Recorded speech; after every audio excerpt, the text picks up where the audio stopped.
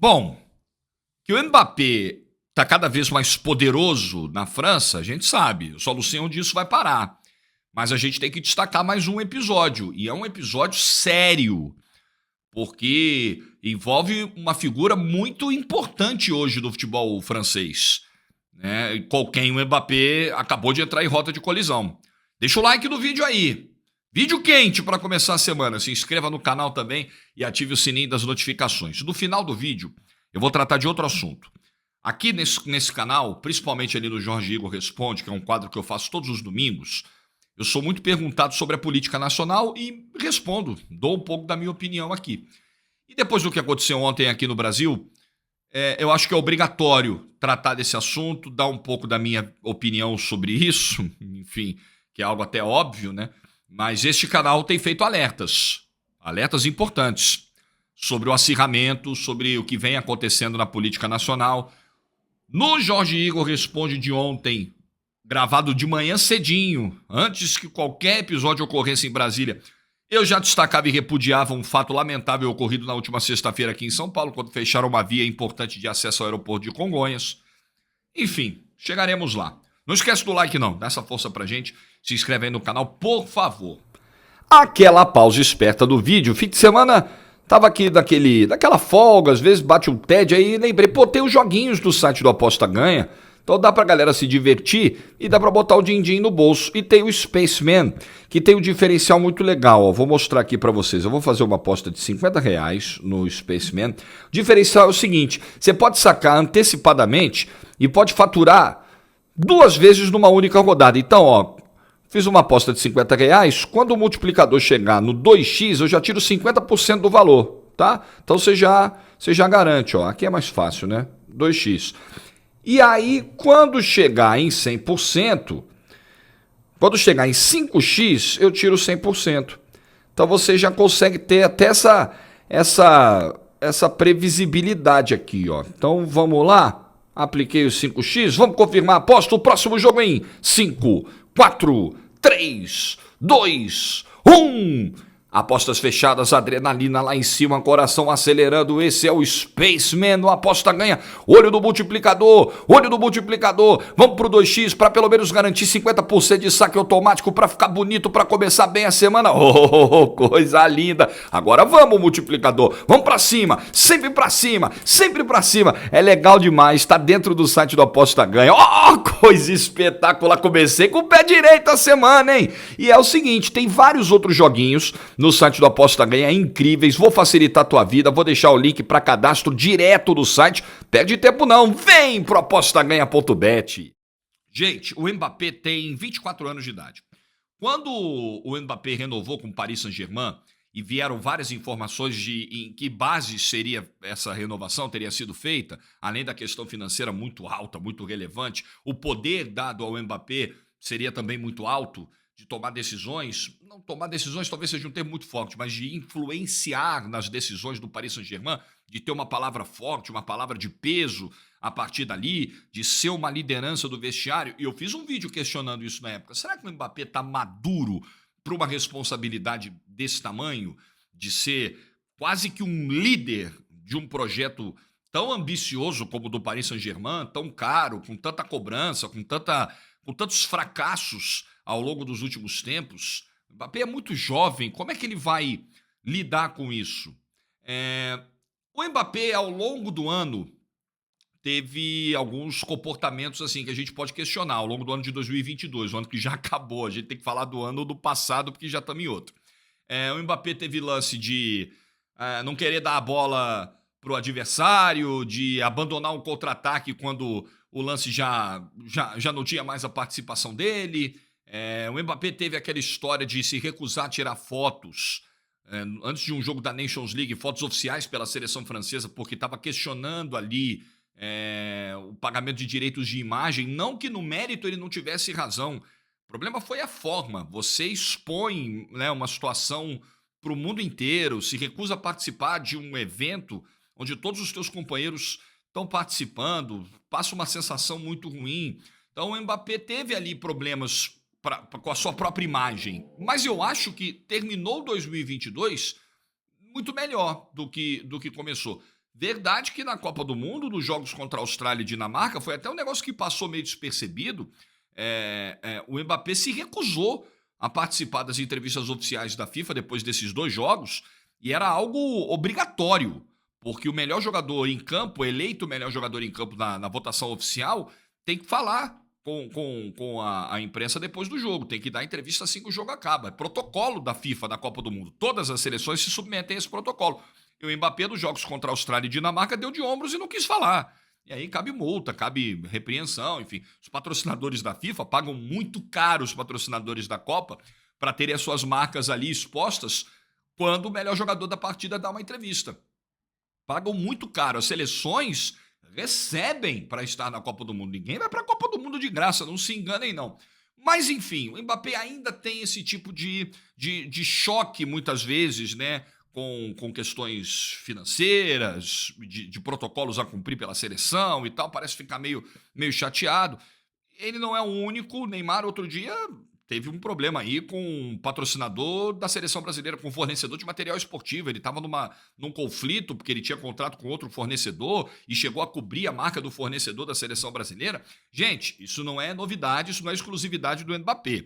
Mas são episódios que mantêm ali um ambiente, uma relação tensa com a seleção francesa. Por mais que em campo, e aí eu digo que o Mbappé terminou 2022 com uma imagem melhor, em campo o Mbappé fez um excelente trabalho na Copa do Mundo. O Mbappé é campeão do mundo, o Mbappé é campeão da Nations fazendo gol de título, o Mbappé foi artilheiro da Copa do Mundo quando não conquistou-a agora em 2022, meteu um hat-trick na final. E como o ídolo da seleção francesa, o Mbappé é indiscutível dentro de campo.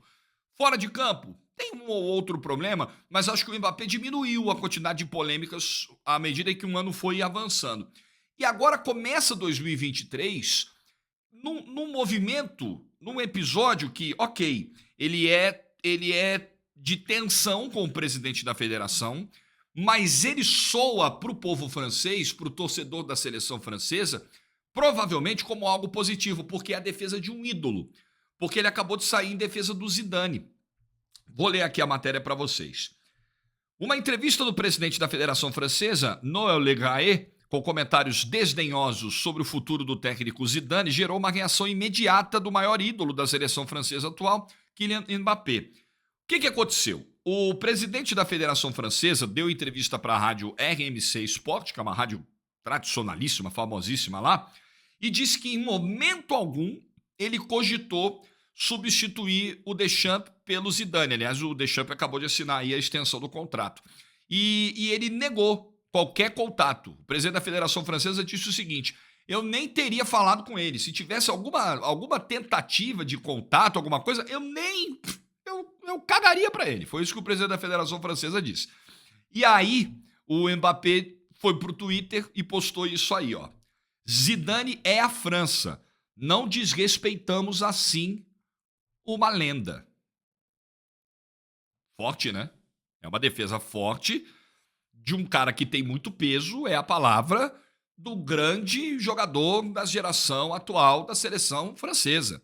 O presidente da federação foi bem deselegante com o Zidane, não sei exatamente o que há de problema entre os dois, mas foi extremamente deselegante.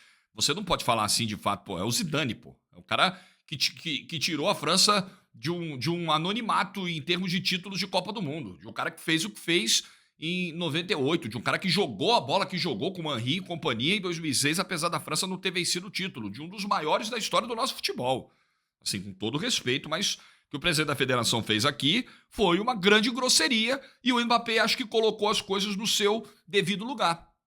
E, aliás, nessa mesma entrevista, o presidente da federação ainda falou da história do Zidane vir treinar a seleção brasileira, que foi um boato que surgiu no último fim de semana, e ele disse assim, ó, eu ficaria surpreso se ele fosse pra lá, mas ele faz o que ele quer, não é da minha conta.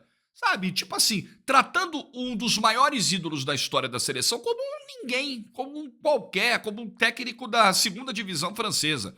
Então, nessa aqui, o Mbappé ganhou pontos.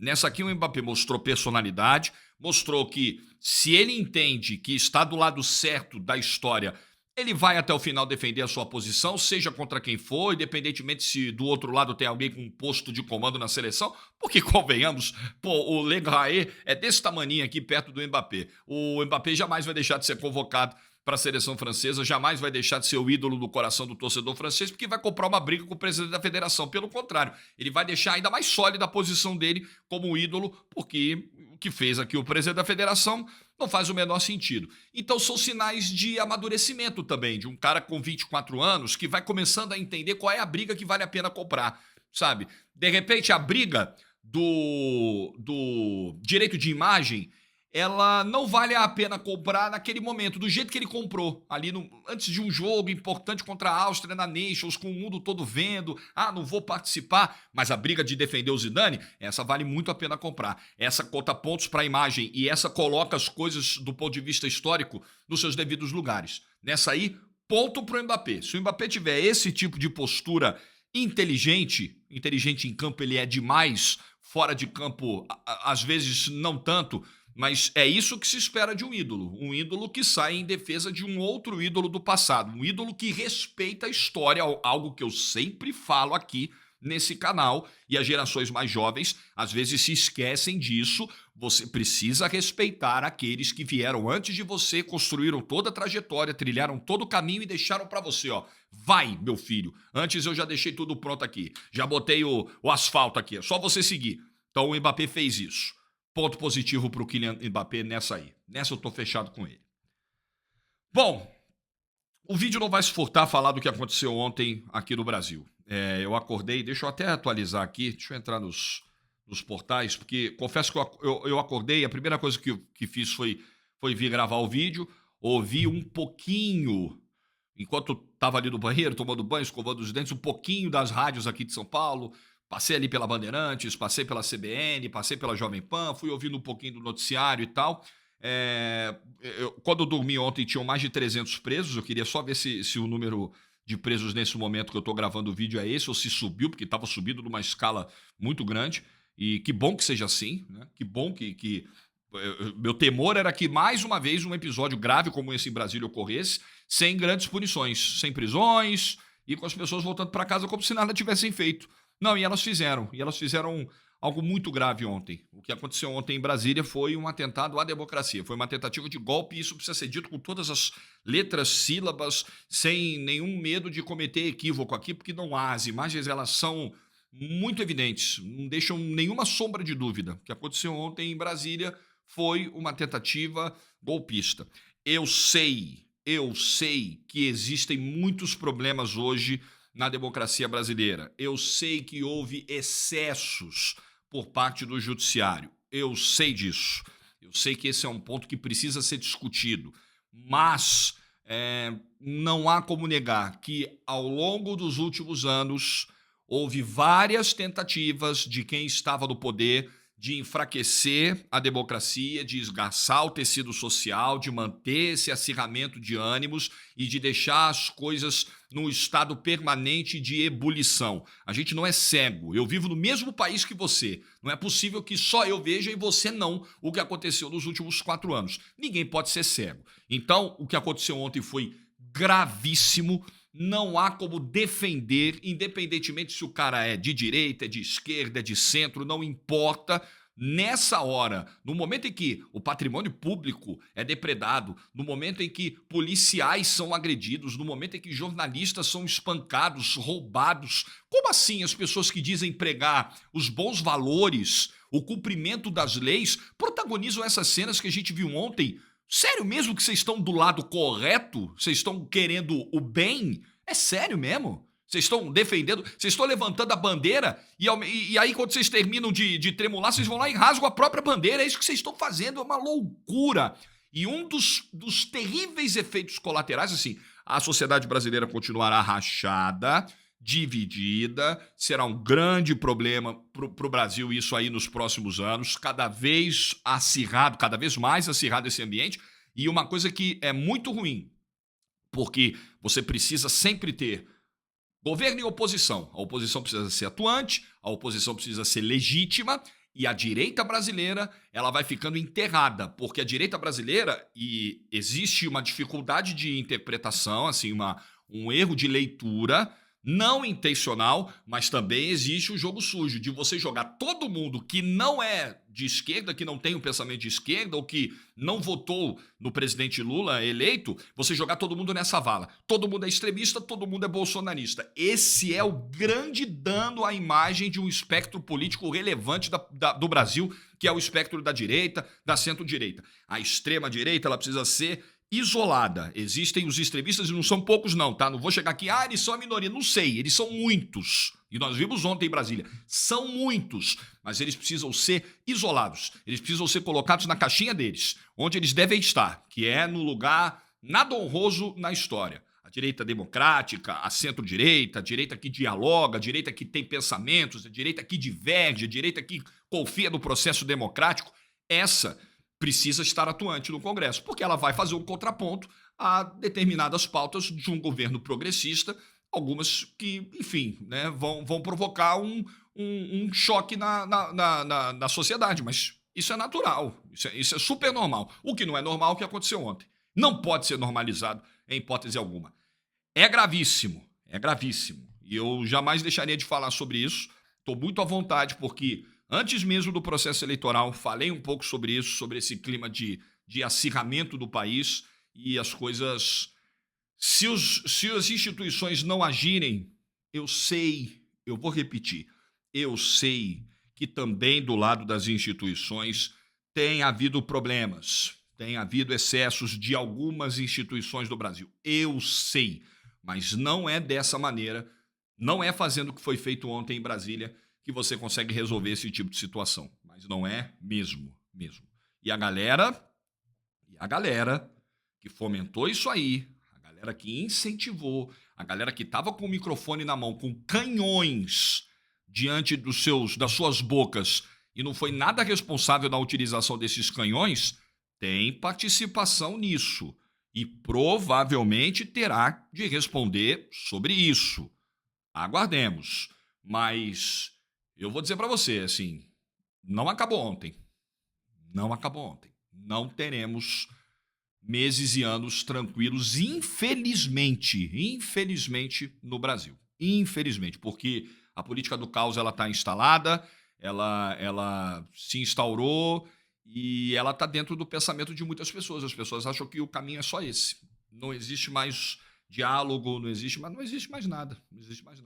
Gostaria muito de ver os parlamentares que se elegeram, os parlamentares de extrema-direita que se elegeram com essa plataforma, que se elegeram incentivando esse tipo de coisa nas ruas. Eu gostaria muito de ver o posicionamento deles. Vários passaram o domingo quietos, recolhidos. Gostaria muito de vê-los agora, porque também tem responsabilidade nisso. E são talvez os únicos que podem tentar baixar um pouco essa temperatura, mas parece que não estão muito interessados, não. Aliás, eu nem sei, refletindo bem, se há como baixar, se esses caras ainda têm influência para baixar a temperatura, porque eu acho que a coisa fugiu do controle.